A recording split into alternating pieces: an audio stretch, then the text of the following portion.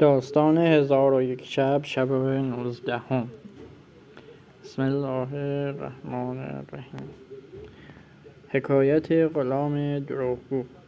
چون چندی بر آن بگذشت، شبی از شبها، خلیفه به جعفر گفت: میخواهم امشب به شهر اندر بگردم و از احوال حکام آگاه شوم. هر کدام از ایشان به زیر دستان ستم کرده باشد معزول گردانم. پس خلیفه با جعفر مسرور برخاسته و به شهر وارد شدند و تا به کوچه رسیدند.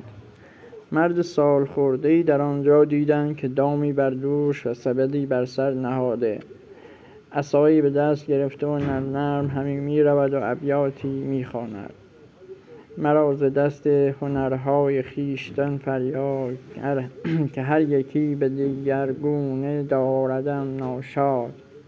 بزرگتر ز هنر در عراق عیبی نیست، ز من مپرس که این عیب بر تو چون افتاد. تمتعی که من از فضل در جهان بردم، همان جفای پدر بود و سیلی استاد.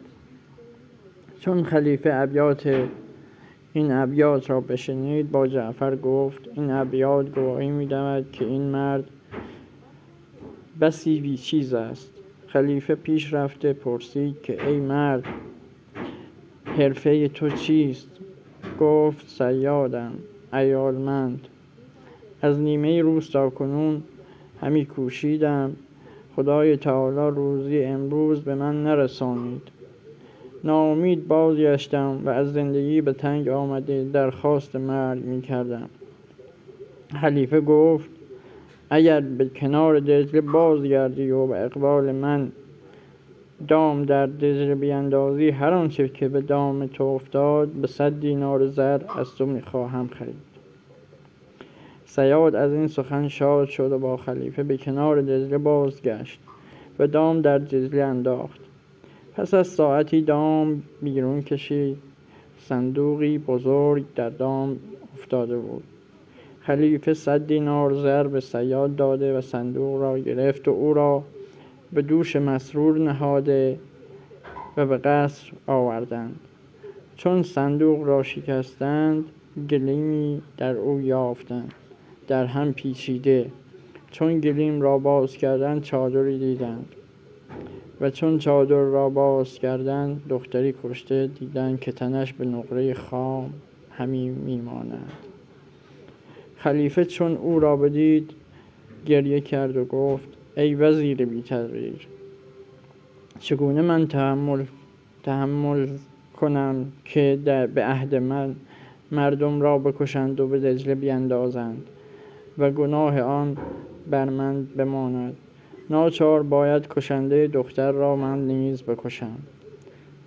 به روح عباس ابن عبدالمطلب سوگند، اگر کشنده دختر پدید نیاوری، همه آل برمک را می کشم. چون جعفر خشم خلیفه را دید، مهلت خواست. خلیفه 3 روز مهلت به او داد.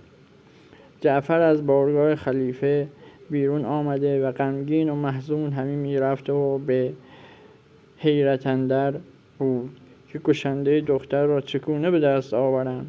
دیگری را بی گناه به جای وی چگونه به کشتن دهم.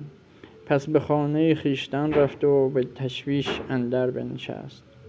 روز 4 خلیفه او را بخواست و از کشنده دختر پرسید. جعفر گفت: لا یعلم الغیب الا الله، من از غیب نمیدانم جز خدا. خلیفه هم در خشم شد و ناراحت شد و گفت: چون سوگند خوردم امروز تو را بکشم، پس فرمود که در کوی و محله ندا دهند که جعفر وزیر به دار کشیده خواهد شد. هر کس خواهد به تفرج بیاید.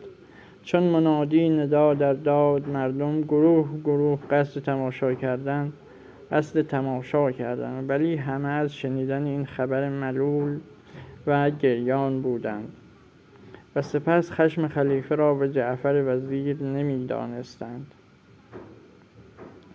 چون مردم گرد آمدند، خادمان خلیفه چوب دار نشانده، چشم بر حکم خلیفه و گوش بر فرمان داشتند که ناگاه جوانی نیکو شمایل را دیدند که جامه‌های نو پوشیده و به شتاب می آید.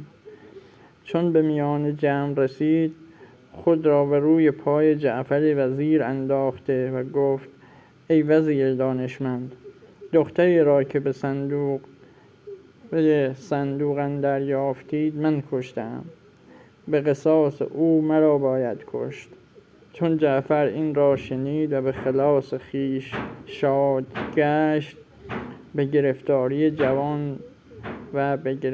جوان محزون بود که ناگاه پیر سال خورده ای را نیز دیدند که مردم به کنار می کشد و شتابان می آید.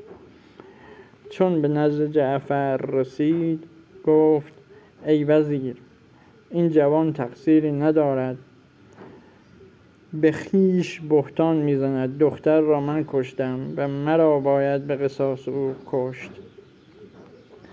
جوان گفت: ای وزیر، این پیرمرد کم خرد است، نمیداند که چه میگوید. دختر را من کشتم، به قصاص او مرا باید کشت. پیر روی به آن جوان کرد و گفت: ای فرزند، تو هنوز از جوانی بر نخورده ای و در دل بسی آرزو داری. تو را کشتن نشاید. من پیرم و از زندگی سیر گشتم. جان خود بر تو و بر وزیر فدا می کنم. چون وزیر این سخنان را شنید در شگفت ماند و پیر و جوان را پیش خلیفه برد و گفت: ای خلیفه، کشنده دختر پدید آمد. خلیفه گفت: از این دو کدام یک کشت؟ جعفر گفت: جوان میگوید که من کشتم و پیر نیز میگوید من کشتم. خلیفه از ایشان دوباره پرسید. هر دو همان گفتند که با جعفر نیز گفته بودند. خلیفه گفت: هر دو را بکشند. جعفر گفت: ای خلیفه، کشنده یکی است، قصاص از هر دو ستم است. جوان گفت: به خدایی که آسمان بیفراشت و زمین بگسترد، دختر را من کشتم و نشان از صندوق و دختر میداد تا به خلیفه آشکار گشت که او کشته است. خلیفه را در عجب آمد و با جوان گفت: سبب کشتن دختر چه بود و چون است که این گناه نمی پوشی و در هلاک خود همین می کوشی؟ جوان گفت: این دختر زن من بود و این پیر مرا عمو و او را پدر می باشد. این دختر در خانه من 3 فرزند بزاید و مرا طبیب آورد و مرا بسیار دوست می داشت. من از او بدی ندیده بودم. در آغاز همین ماه بیدار شد. طبیب آوردم، بهبودی او روی داد. خواستم که به گرمابه فرستم. گفت: آرزوی بهی دارم که او را ببویم و نیز بخورم. من در حال به جستجوی به خانه بیرون آمدم و از آن روز بسیار گشتم و به پیدا نکردم و شب را به فکر فرو رفتم. چون بامداد شد از خانه بیرون رفته باغها را گشتم. از باغبانها پرسیدم. یکی از ایشان گفت: آنچه تو می‌خواهی در بغداد نمی‌یابی، ولی خلیفه را به بصره باغی است، بسی درختان به دارد و باغبانان آن باغ همه روزه به چیده و برای خلیفه می‌آورند. پس مرا محبت دختر بران داشت که به بصره روم و 15 شبانه روز رفتم و برگشتم و 3 دانه به 3 دینار خریده و آوردم. پس از چند روز به دکان رفته به معامله نشستم. غلام سیاهی را دیدم که بهی در دست دارد و او گفتم که این به از کجا آوردی که من نیز بخرم؟ خندید و گفت: این به را از محبوبه خود گرفتم. چند روز بود در سفر بودم. چون بیامدم محبوبه را رنجور و نزار یافتم، 3 دانه به در بالین داشت. یکی به من داد و گفت شوهر نادان من اینها را از بصره آورده.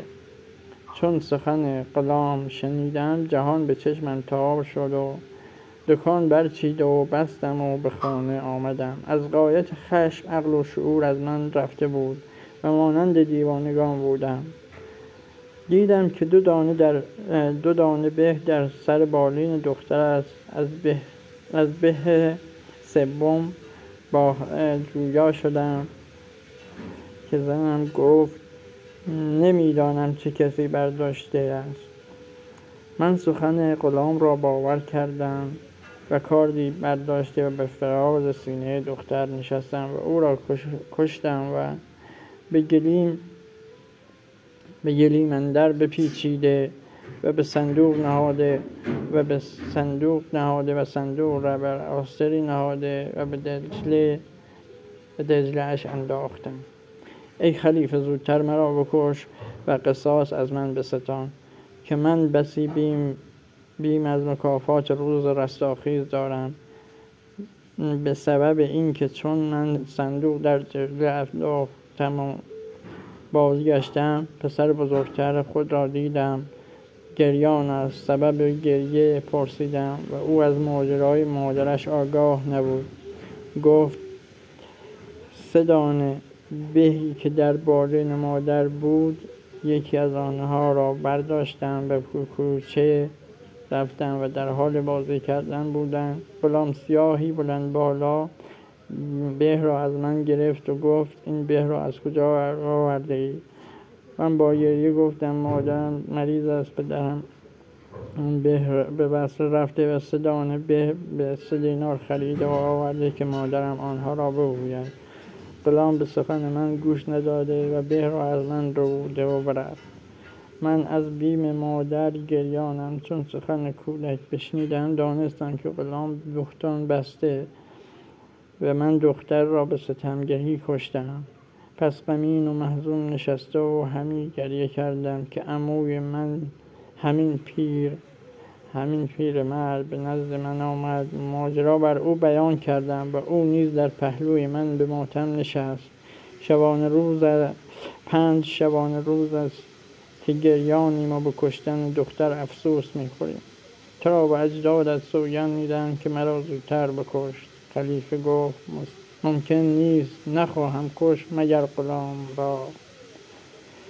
و شب 19 به سر رسید. ادامه در شب 20 خواهیم گفت.